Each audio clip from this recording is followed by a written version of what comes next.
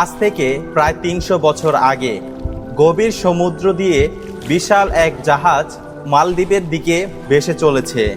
ওই জাহাজের মধ্যে ছিল বহু মানুষ, ব্যবসায়ী, পরিবার পরিজন, সবাই আপন আপন গন্তব্যের স্বপ্ন নিয়ে ভেসে চলেছে। কিন্তু তাদের মধ্যে ছিল একজন বিশেষ যাত্রী, এক এতিম, মাত্র ১০ বছর বয়সের কোরআনে হাফেজ, যার মধুর কণ্ঠের তেলাওয়াতে শুনলে জাহাজের যাত্রীরাও মুগ্ধ হয়ে যেত।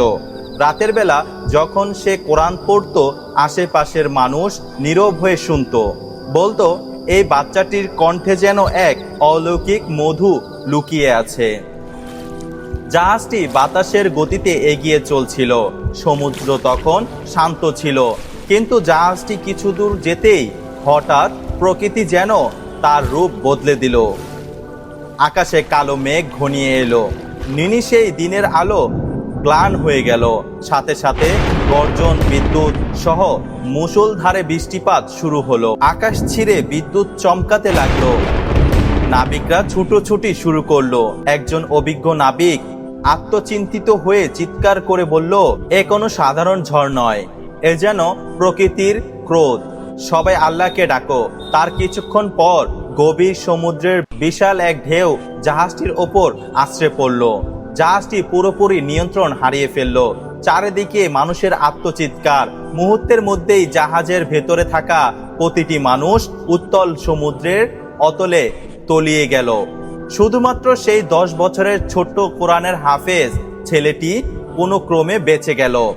জাহাজের একটি ভাঙা তক্তা তার হাতের কাছে এসে পড়ল। শেষ শক্তি দিয়ে সে সেটা আঁকড়ে ধরল। চারিদিকে শুধু অন্ধকার আর অন্ধকার আর গর্জনগত ঢেউ। ভয়ে তার সারা শরীর কাঁপছিল, কিন্তু সে জানতো এই মুহূর্তে তার আর কোনো সহায় নেই, একমাত্র আল্লাহ ছাড়া। তাই সে শুধু আল্লাহকেই ডাকতে লাগলো। ঠোঁট কাঁপিয়ে বারবার বলতে লাগলো, ইয়া আল্লাহ, তুমি আমাকে রক্ষা করো, তুমি ছাড়া আমার আর কেউ নেই। গভীর সমুদ্রে সেই ছোট্ট তক্তাটি ঢেউর তলায় ভাসতে ভাসতে এভাবেই কেটে গেল সেই দীর্ঘ ভয়াবহ রাত। পরের দিন সকালে সূর্য যখন পূর্ব আকাশে উত্তোলিত হলো, কয়েকজন জেলে মাছ ধরার উদ্দেশ্যে সমুদ্রের পথে রওনা হলো। কিছুক্ষণ পর তারা যখন সমুদ্রের ওই পথ দিয়ে যাচ্ছিল, হঠাৎ তাদের মধ্যে একজনের চোখ পড়ল দূরে একটি কাঠের তক্তায় একটি ছোট্ট ছেলে নিস্তেজ হয়ে পড়ে রয়েছে। সে চিৎকার করে বলল, ওই দেখো, ওখানে কিছু একটা ভাসছে, মনে হয় জীবিত মানুষ। এই বলে তারা দ্রুত নৌকা নিয়ে ছেলেটির কাছে গেল এবং ছেলেটিকে তুলে নিয়ে আনলো। ছেলেটি তখন প্রায় জ্ঞান নেই। ক্ষুধা আর ক্লান্তিতে শরীর নেতিয়ে পড়েছে, ঠোঁট শুকিয়ে ফেটে গেছে। জেলেরা তার মুখে কিছু পানি দিল। ধীরে ধীরে ছেলেটির জ্ঞান ফিরে এলো। সে ভরাট চোখে চারিদিকে তাকালো। সে কিছুই বুঝতে পারলো না সে কোথায় আছে। জেলেরা তাকে জিজ্ঞাসা করলো, তুমি কে, কোথা থেকে এসেছো? ছেলেটি কাপা গলায় বলল, আমাদের জাহাজ সমুদ্রে ডুবে গিয়েছে, গভীর পানিতে তলিয়ে গিয়েছে। শুধু এই কথাটুকুই সে বলতে পারল। আর কিছু বলার শক্তি তার ছিল না। চোখ থেকে নীরবে পানি গড়িয়ে পড়ল। সে যুগে মানুষের কেনাবেচা প্রথা প্রচলিত ছিল। জেলেদের মধ্যে একজন একটু দূরে গিয়ে অন্যদের বলল, দেখেছো ছেলেটাকে কত সুন্দর দেখতে, একদম রাজপুত্রের মতো। এমন চেহারা তো আর আমরা জীবনেও কখনো দেখিনি। একে যদি বাজারে নিয়ে যাই তাহলে অনেক দামে বিক্রি করতে পারবো। আরেকজন জেলে বলল, ঠিক আছে, ঠিক কথা, কিন্তু আগে জানা দরকার এই ছেলেটি কার সন্তান, তার পরিচয় কি। তখন তারা ছেলেটির কাছে গিয়ে জিজ্ঞাসা করলো, তোমার বাবা মার পরিচয় কি? ছোট্ট কোরআনে হাফেজ ছেলেটি বলল, আমার বাবা মা অনেক আগে ইন্তেকাল করেছে, আমি একজন এতিম, আমি আরব থেকে মালদ্বীপে যাচ্ছিলাম। এই কথা শুনে জেলেদের চোখ চকচক করে উঠল, তাদের মনে ফোন দিয়ে আটলো। পাশে একজন জেলে অন্যদের ডেকে নিয়ে এসে বলল, যেহেতু ছেলেটি খোঁজনার মতো কেউ নেই, তাহলে তাকে বাজারে বিক্রি করে দিলে কেউ জানতে পারবে না। অতঃপর পরের দিন সেই জেলের দল ফুটফুটে সুন্দর সেই কোরআনে হাফেজকে নিয়ে মালদ্বীপের সবচেয়ে বড় বাজারের দিকে রওনা হলো। বাজারে পৌঁছাতেই ছেলেটিকে যখন মঞ্চে দাঁড়ানো করা হলো, তার পূর্বেই সুন্দর চেহারা দেখে উপস্থিত সবাই সাথে সাথে বিস্ময়কর ভাবে হাঁ করে ফেলল। চারদিক থেকে মানুষ বাচ্চাটিকে কেনার জন্য আকুল হয়ে পড়ল। প্রত্যেকেই তাকে কিনে নেওয়ার জন্য চেষ্টা করলো, কিন্তু জেলেরা এত চওড়া দাম হাঁকলো যে কেউ সেই দাম দিতে রাজি হচ্ছিল না। ছেলেটি নিচু হয়ে দাঁড়িয়েছিল, ভীতু ও শান্ত চোখে চারপাশটা অচেনা মুখগুলো দেখছিল, মনে মনে শুধু আল্লাহর নাম নিচ্ছিল। ঠিক তখনই ভিড় থেকে ছেলের সামনে এগিয়ে এলো এক মহিলা। তার পরনে ছিল দামি পোশাক, গায়ে ঝলমলে গহনা। তিনি ছিলেন মালদ্বীপ শহরের সবচেয়ে ধনী মহিলাদের একজন। তার কোনো কিছুই অভাব ছিল না, শুধু একটি আক্ষেপ ছিল, তার বুকে তার কোনো পুত্র সন্তান ছিল না। ছিল একটি মাত্র কন্যা, বয়স 8 বছর। বহুবার তিনি দেবতার কাছে পুত্র সন্তান কামনা করে মানত করেছিলেন, কিন্তু কোনো ফল হয়নি। সেদিন বাজারে যখন তার চোখ পড়ল সেই ছোট্ট হাফেজ ছেলেটির ওপর, তার মাতৃ হৃদয় যেন এক অজানা টানে কেঁপে উঠল। ছেলেটি নিষ্পাপ, করুণ, চাইনি দেখে তার চোখেও পানি এসে গেল। মহিলা এগিয়ে গিয়ে বললেন, প্রিয় জেলে ভাইরা, এই ছেলেটিকে আমি কিনে নেব, তোমরা যত টাকা চাও আমি দিতে রাজি আছি। জেলেরা তো এমন কথাই শুনতে চাইছিল। তারা মোটা অঙ্কের মূল্য নিয়ে ছেলেটিকে মহিলার হাতে তুলে দিল। মহিলা ছোট্ট ছেলেটিকে হাত ধরে নিজের বাড়ির দিকে রওনা হলো। বাড়িতে পৌঁছেই ছেলেটি দেখলো চারদিকে কি বিশাল, কত সৌন্দর্য, কিন্তু তার মনটা তখনও ভারাক্রান্ত। হারানো মা বাবার শোকে, ডুবে যাওয়া জাহাজের স্মৃতিতে সেদিন থেকেই সেই ধনী মহিলা ছোট্ট কোরআনের হাফেজকে নিজের ছেলের মতোই স্নেহ ও যত্নে লালন পালন করতে লাগলেন, আর একমাত্র কন্যা ও ভাইয়ের মতোই ভালোবাসতে লাগলেন। ছেলেটি ধীরে ধীরে সেই বাড়িটিতে মানিয়ে নিলেন। রাতের নির্জনে সবাই যখন ঘুমিয়ে পড়ত, চুপি চুপি উঠে নিজের ঘরের কোণে বসে নির্ভীতে কোরআন তেলাওয়াত করত। তার হৃদয় থেকে ঈমানের আলো এক মুহূর্তের জন্য নিভে যায়নি। সেই সময় মালদ্বীপ ছিল একটি হিন্দু রাষ্ট্র, কুসংস্কার ও অজ্ঞতার গভীর অন্ধকারে নিমজ্জিত। চারিদিকে চলত মূর্তি পূজা। মালদ্বীপের রাজা তার সৈন্যবাহিনীকে এমন ভাবে প্রশিক্ষণ দিয়ে রেখেছিলেন যে কোনো মানুষের পক্ষে তাদের পরাজিত করা প্রায় অসম্ভব ছিল। কিন্তু একটি শক্তির কাছে তারা বারবার পরাজিত হতো, যে শক্তিকে তারা কখনোই চোখে দেখেননি, শুধু অনুভব করত। তার তাণ্ডব মালদ্বীপের সমুদ্রে প্রতি বছর একটি নির্দিষ্ট রাতে ভয়ঙ্কর জলোচ্ছ্বাস সৃষ্টি হতো, আর তাতেই প্রাণ হারাতো অসংখ্য মানুষ। ঘরবাড়ি ভেঙে যেত, শস্য ক্ষেত নষ্ট হয়ে যেত। এবারও সেই ভয়ঙ্কর দিন ঘনিয়ে এসেছিল। মালদ্বীপবাসী এতটাই কুসংস্কারে ডুবেছিল যে এই জলোচ্ছ্বাস থেকে রক্ষা পাওয়ার জন্য প্রতি বছর সেই নির্দিষ্ট দিনে একটি করে যুবতী কুমারী মেয়েকে সমুদ্রের ধারে একটি মন্দিরে একাকী রেখে আসা হতো। তারা বিশ্বাস করত তাদের দেবী সেই মেয়েটিকে গ্রহণ করে সন্তুষ্ট হবেন আর তার বিনিময়ে মালদ্বীপবাসীকে রক্ষা করবেন। এভাবেই বছরের পর বছর একটি করে নিষ্পাপ মেয়ের জীবন ঝরে যেত। কারো প্রতিবাদ করার সাহস ছিল না, ভয়ে সবাই মুখ বুজে এই নিষ্ঠুরতা সহ্য করে যেত। বছরের পর বছর কেটে গেল। ছোট্ট হাফেজ ছেলেটি ধীরে ধীরে বেড়ে উঠতে লাগলো। একদিন হঠাৎ কয়েকজন সৈন্য সেই হিন্দু মহিলার বাড়িতে এসে হাজির হলো। কঠোর কণ্ঠে বলে উঠল, রাজার আদেশ এসেছে, এই বছর তোমার মেয়ের নাম উঠে এসেছে লটারিতে, তাই আগামীকাল তোমার মেয়েকে সুন্দর করে সাজিয়ে রেখো, আমরা এসে তাকে নিয়ে যাব, সমুদ্রের তীরে মন্দিরে রেখে আসব। যদি এই আদেশ অমান্য করো তাহলে রাজা তোমাকে প্রাণদণ্ডের দণ্ডিত করবেন, আর এদিকে বহু নিরাপদ মানুষের জীবন চলে যাবে। এই বলে সৈন্যরা চলে গেল। বাড়ির চারদিকে যেন এক শোকের ছায়া নেমে এলো। সেই রাতে মহিলা নিজের ঘরে ঢুকে দরজা বন্ধ করে বুক চাপড়ে কাঁদতে লাগলেন, আর কান্নার আওয়াজ যেন সারা বাড়ি কাঁপিয়ে দিচ্ছিল। হে ভগবান, আমার একমাত্র মেয়েকে রক্ষা করো, আর আমার কিছুই করার নেই, শুধু আমার মেয়েকে ফিরিয়ে দাও, এই বলে তিনি জোরে জোরে কাঁদতে লাগলেন। এই কান্না শুনে ছোট্ট কোরআনে হাফেজ দৌড়ে ঘরের মধ্যে প্রবেশ করলো। বলল, মা, তোমার কি হয়েছে? তুমি এভাবে কাঁদছো কেন? মহিলা প্রথমে চোখ মুছে বলল, বাবা, তুমি এখন ছোট্ট শিশু, তুমি এসব বুঝবে না। কিন্তু ছেলেটি নাছোড় বান্দা হয়ে বলল, মা, আমাকে বলো কি হয়েছে? আমি কি তোমার সন্তান নই? তুমি কষ্ট পেলে আমারও কষ্ট হয়। শেষমেশ মহিলা তার নিজেকে সামলাতে না পেরে বললেন, বাবা, প্রতি বছর মালদ্বীপে একটি ভয়ঙ্কর জলোচ্ছ্বাস হয়। সমুদ্রের এক দানব তাণ্ডব চালায়, তার বিনিময়ে তারা একজন যুবতী মেয়ে চায়। এবার আমার মেয়ের নাম উঠে এসেছে, তাকে ওখানে নিয়ে যেতে হবে। চোখের সামনে নিজের মেয়ের মৃত্যু দেখতে হবে। কোনো মা কি এটা সহ্য করতে পারে?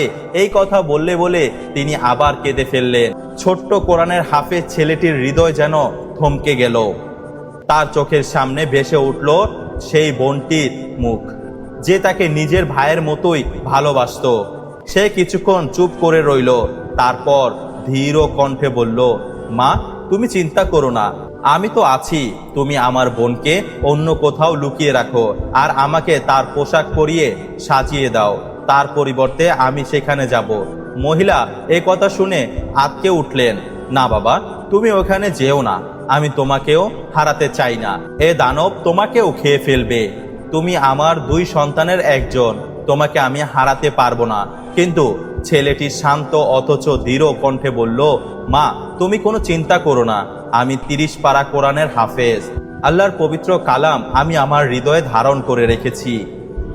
আমাকে দুনিয়ার কোনো শক্তি ক্ষতি করতে পারবে না।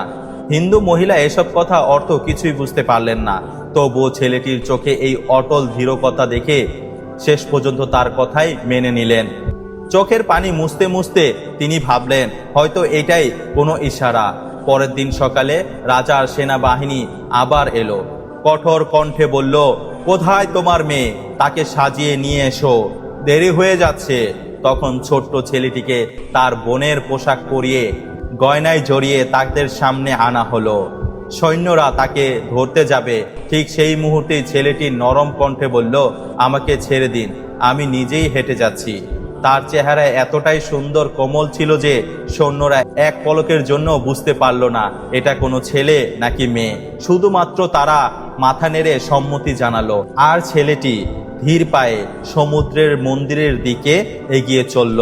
একজন সৈন্য তার পিছু পিছু দূর থেকে অনুসরণ করলো। তাদের চোখে ছিল কৌতূহল ও আতঙ্ক মেশানো এক দৃষ্টি। মন্দিরের পাশে পৌঁছে ছেলেটি একটি জায়নামাজ বিছিয়ে বসে পড়ল। সূর্য অস্ত যাচ্ছিল, আকাশের রং কালো হয়ে গেল, চারদিকে নেমে এলো কুচকুচে অন্ধকার, শুধু সমুদ্রের গর্জন শোনা যাচ্ছিল। প্রতিটি ঢেউই যেন আগের থেকে জোরে আসছে পড়ছিল। সৈন্যরা দূরে দাঁড়িয়ে ভয়ে অপেক্ষা করছিল, তাদের হাতের মশাল বাতাসে কাঁপছিল। ছেলেটির চোখ বন্ধ করে দুই হাত তুলে ফিসফিস করে বলল, হে আল্লাহ, আমি তোমার পবিত্র কোরআন আমার হৃদয়ে গেঁথে নিয়েছি। আজ বড় পরীক্ষার দিন। তোমার কালামের শক্তি নাকি এই অশুভ শক্তির দাপট, কোনটা বড় আজ প্রমাণ হবে। হে আল্লাহ, আমার এই দোয়া কবুল করো। তোমার কোরআনের রহমত বরকতে এই বিপদ থেকে আমাকে এবং এই দ্বীপের মানুষকে মুক্ত করে দাও। কথাটা শেষ হতে না হতে দূরের সমুদ্র হঠাৎ প্রচন্ড পানি ফুঁসে ধীরে ধীরে উঠে আসতে লাগলো। এ ভয়ঙ্কর বিশাল আবহাওয়া, তার আকৃতি এতটাই বিশাল যে দেখলে যে কারো রক্তহীন হয়ে যাবে। চোখ দুটো যেন জ্বলন্ত আগুনের গলা। দূরে দাঁড়ানো সেই সৈন্যরা ভয়ে থরথর করে কাঁপতে লাগলো। কেউ কেউ পালানোর জন্য পা বাড়ালো, কিন্তু পায়ে যেন শক্তি পাচ্ছিল না। এই ভয়ঙ্কর দৃশ্য দেখা মাত্রই ছোট ছেলেটি এতটুকু বিচলিত হলো না, বরং তার ঠোঁটে ফুটে উঠল এক অবিচল ধীরতা। সে শুরু করলো পবিত্র কোরআনের সূরা ইয়াসিন তেলাওয়াত। বিসমিল্লাহির রহমানির রহিম। ইয়াসিন ওয়াল কুরআনিল হাকিম। তার কণ্ঠে সেই আওয়াজগুলো রাতের নীরবতা ভেদ করে বাতাসে ভেসে ছড়িয়ে পড়তে লাগলো।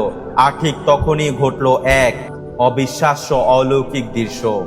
যে ভয়ঙ্কর আবহাওয়া শত বছর ধরে এই দ্বীপের মানুষকে ভয় দেখিয়ে এসেছিল, তার সামনে রাজার প্রশিক্ষিত সৈন্যরাও দাঁড়াতে পারেনি। সেই অশুভ শক্তি আল্লাহর কালামের পবিত্র ধ্বনি কানে পৌঁছাতেই যেন অসহ্য যন্ত্রণায় ছটফট করে উঠল। তার বিশাল শরীর কাঁপতে শুরু করলো। সে এক বিকট আর্তনাদ করে উঠল, এই কালাম আমি সহ্য করতে পারছি না। ছেলেটি থামলো না, বরং আরো ধীরতার সাথে উচ্চ সুরে আয়াতের পর আয়াত পড়ে যেতে লাগলো। প্রতিটি আয়াতের সাথে একটি বিশাল আর্তনাদ আরো তীব্র হয়ে যাচ্ছিল। শেষ পর্যন্ত এক প্রচন্ড চিৎকার দিয়ে সেই অশুভ শক্তি সমুদ্রের গভীরে ডুব দিয়ে চিরতর অদৃশ্য হয়ে গেল। চারদিকে সেই নিস্তব্ধ হয়ে গেল। শুধু ঢেউ এর স্বাভাবিক শব্দ ছাড়া আর কিছুই শোনা যাচ্ছিল না। দূরে দাঁড়ানো সৈন্যরা নিজেদের চোখকে বিশ্বাস করতে পারছিল না। তারা একের অপরের দিকে তাকাতে লাগলো। তারপর ধীর পায়ে ছেলেটির কাছে এগিয়ে এলো। একজন কাফা কণ্ঠে জিজ্ঞেস করলো, তুমি কে? আর কি এমন পাঠ করছো যার ফলে এত বড় বিপদ থেকে আমরা আজ রক্ষা পেলাম? ছেলেটি শান্ত কণ্ঠে বলে উঠল, আজ থেকে আর কখনো তোমাদের এই বিপদ আসবে না। আমি পবিত্র কোরআনের সূরা ইয়াসিন তেলাওয়াত করেছি। আল্লাহর রহমত ও বরকতে এই অশুভ শক্তি আর চিরতরে ধ্বংস হয়ে গিয়েছে। এ কথা শুনে সৈন্যরা হতভম্ব হয়ে গেল। তারা দ্রুত পায়ে রাজার দরবারে ছুটে চলল। আর ছেলেটি ধীর পায়ে বাড়ির দিকে রওনা হলো। তার বাড়িতে পৌঁছে দেখলো তার পালিকা মা তখনও অঝরে কাঁদছেন। দরজার সামনে বসে আছেন, চোখ খোলা, মুখ শুকিয়ে গেছে। ছেলেটি কাছে গিয়ে আস্তে আস্তে বলল, মা, আমি ফিরে এসেছি। মহিলা প্রথমে বিশ্বাস করতেই পারলেন না। চোখ খুঁচড়ে আবার তাকালেন। তারপর ছুটে গিয়ে ছেলেটিকে বুকে জড়িয়ে ধরলেন। কান্নায় ভেঙে পড়ে বললেন, বাবা, তুমি কিভাবে সেই দানবের হাত থেকে বেঁচে ফিরলে? ছেলেটি মায়ের চোখের পানি মুছে দিয়ে বলল, মা, ওটা কোনো দানব ছিল না, ওটা ছিল একটি অশুভ শয়তান জিন। আর আমি আল্লাহর পবিত্র কোরআনের সূরা ইয়াসিন পাঠ করেছি। আল্লাহর কালামের শক্তির কাছে এই অশুভ শক্তি আজ পরাজিত হয়েছে। আর কখনো সে এখানে আসার সাহস পাবে না। মহিলা অবাক হয়ে বললেন, আমি কিছুই বুঝতে পারছি না। সূরা ইয়াসিন, কোরআন কি? এ তো আমি জানি না। তখন ছেলেটি নরম কণ্ঠে বলল, মা, তুমি যেমন মূর্তি পূজা করো, আমরা মুসলিমরা তেমনি আল্লাহর ইবাদত করি, যিনি আকাশ জমিন একচ্ছত্র মালিক। তারই পবিত্র কালামের শক্তির কাছে আজ এই অশুভ শক্তি পরাজিত হয়েছে। এই কথা শুনে মহিলা কিছুক্ষণ চুপ করে রইল, গভীর চিন্তায় ডুবে গেল।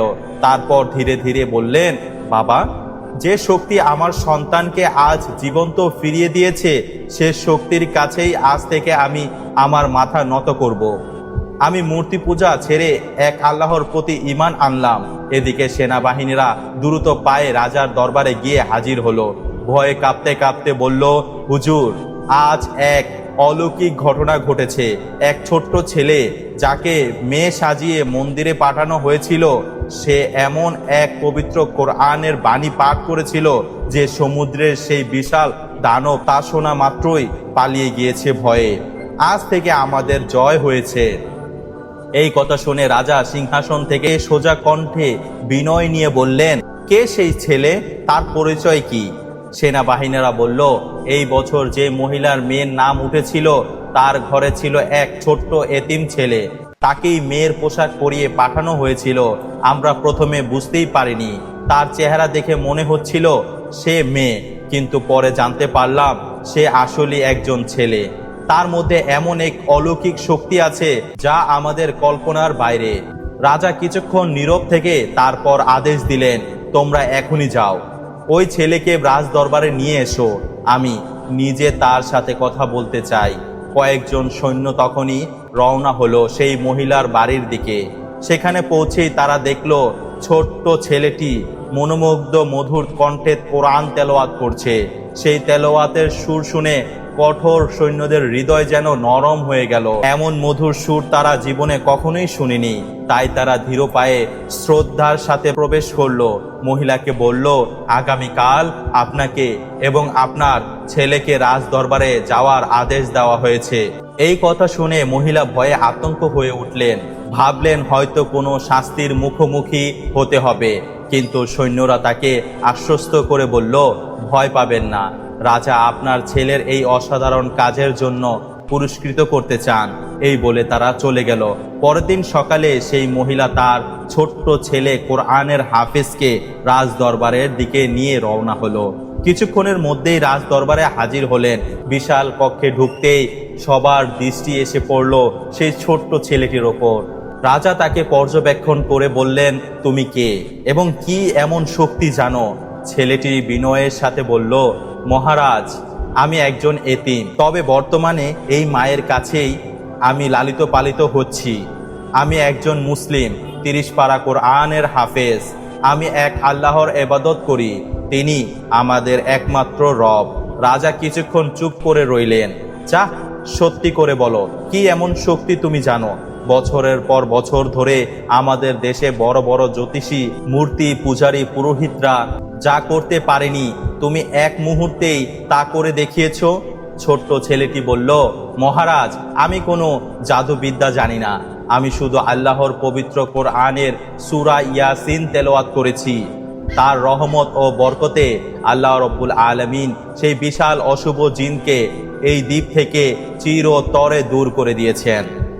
আমার নিজের কোনো ক্ষমতা নেই, সমস্ত ক্ষমতা একমাত্র আল্লাহর। এই কথা শুনে রাজ দরবারের সবাই স্থানান্তর হয়ে গেল। নিস্তব্ধতায় যেন কক্ষ জুড়ে ছেয়ে গেল। রাজা কিছুক্ষণ গভীর চিন্তায় ডুবে রইলেন। শত বছরের প্রথা এক মুহূর্তেই যেন প্রশ্নের মুখে পড়ে গেল। তারপর তিনি ধীরে ধীরে সিংহাসন থেকে উঠে দাঁড়ালেন আর বললেন, তুমি কার ইবাদত করো? বলো আমাকে, আজ থেকে আমরাও তারই ইবাদত করব। ছেলেটি চোখ চকচক করে উঠল। সে ধীর অথচ নম্র কণ্ঠে বলল, মহারাজ, আমি একমাত্র আল্লাহর ইবাদত করি, তিনি ছাড়া আর কোনো মাবুদ নেই। আর মুহাম্মদ সাল্লাল্লাহু আলাইহি ওয়াসাল্লাম হলেন তার প্রিয় রাসূল। রাজা কিছুক্ষণ চোখ বন্ধ করে রইলেন। তার মনের মধ্যে চলছিল এক প্রবল দ্বন্দ্ব। তারপর চোখ খুলে দরবারের সবার দিকে তাকিয়ে বললেন, আজ আমি নিজের চোখে দেখেছি সত্যের শক্তি কতটা প্রবল। শত বছরের কুসংস্কার, হাজারো নিষ্পাপ প্রাণের বলিদান যা করতে পারেনি, তা একজন ছোট্ট এতিম হাফেজ করে দেখিয়েছে। সেই মুহূর্তেই রাজা নিজে দাঁড়িয়ে সবার সামনে কলেমা পাঠ করলেন, লা ইলাহা ইল্লাল্লাহু মুহাম্মাদুর রাসূলুল্লাহ সাল্লাল্লাহু আলাইহি ওয়াসাল্লাম। তার চোখ থেকে অঝরে পানি গড়িয়ে পড়তে লাগলো। তার দেখা দেখি দরবারের মন্ত্রী, উজির, সভাসদ একে একে সবাই কালেমা পাঠ করতে লাগলেন, ইসলাম গ্রহণ করলেন। এই খবর মুহূর্তে ছড়িয়ে পড়ল পুরো দ্বীপে। মানুষ দলে দলে ছুটে এলো। তারা নিজের কানে শুনেছিল কিভাবে একজন এতিম বালকের তেলাওয়াত শত বছরের আতঙ্কের সেই অশুভ শক্তি চিরতরে পালিয়ে গিয়েছে। তারা বুঝতে পারল এই শক্তি কোনো মানুষের নয়, এই শক্তি একমাত্র আল্লাহর। একে একে পুরো দ্বীপে আদিবাসীরা মূর্তি পূজা চিরতরে ত্যাগ করে দিল এবং ইসলাম ধর্ম গ্রহণ করলো। সেখানে এক সময় দাঁড়িয়ে ছিল মন্দির, সেখানে গড়ে উঠল মসজিদ। যে সমুদ্রের তীরে এক সময় শোনা যেত নিষ্পাপ মেয়েদের করুণ আর্তনাদ, আজ সেখানে ধ্বনিত হতে লাগলো আল্লাহু আকবার, আল্লাহু আকবার। আর যে ছোট্ট এতিম কোরআনে হাফেজ একদিন সমুদ্রের বুকে জাহাজ ডুবিতে সব হারিয়ে একা ভেসে বেঁচে গিয়েছিল, যাকে কৃতদাসের মতো বাজারে বিক্রি করা হয়েছিল, সেই ছেলেটি হয়ে উঠল পুরো এক জাতির হেদায়েতের উসিলা। এভাবেই মূর্তি পূজা, অবজ্ঞাতা আর কুসংস্কারে ডুবে থাকা মালদ্বীপ রূপান্তরিত হলো এক পূর্ণাঙ্গ মুসলিম রাষ্ট্রে, যা আজ পর্যন্ত পরিচিত একটি মুসলিম রাষ্ট্র হিসেবে। শুধুমাত্র আল্লাহ রব্বুল আলামিনের ইচ্ছায় একজন এতিম কোরআনে হাফেজের বিশ্বাস আর তেলাওয়াতের মাধ্যমে সমগ্র মালদ্বীপবাসীকে তিনি সঠিক পথে হেদায়েত দান করেছিলেন। প্রিয় দর্শক, এখান থেকে আমাদের শেখার আছে অনেক কিছু। আল্লাহ যাকে চান যেভাবেই চান পরীক্ষা করেন, আর সেভাবেই পরীক্ষার পিছনে থাকে এক গভীর হিকমত। একটি নিঃস্ব এতিম শিশুকে দিয়েও তিনি বদলে দিতে পারেন গোটা একটি জাতির ভাগ্য। আমাদের উচিত প্রতিটি বিপদে আল্লাহর ওপর ভরসা রাখা, তার পবিত্র কালামকে বুকে ধারণ করা। আল্লাহ তাআলা যেন আমাদের সবাইকে সত্যের পথে অবিচল থাকার তৌফিক দান করেন। আমরা সবাই বলি আমিন। চ্যানেলটি ভালো লাগলে অবশ্যই সাবস্ক্রাইব করবেন এবং লাইক করতে ভুলবেন না। দেখা হচ্ছে নতুন ভিডিওতে। আল্লাহ হাফেজ।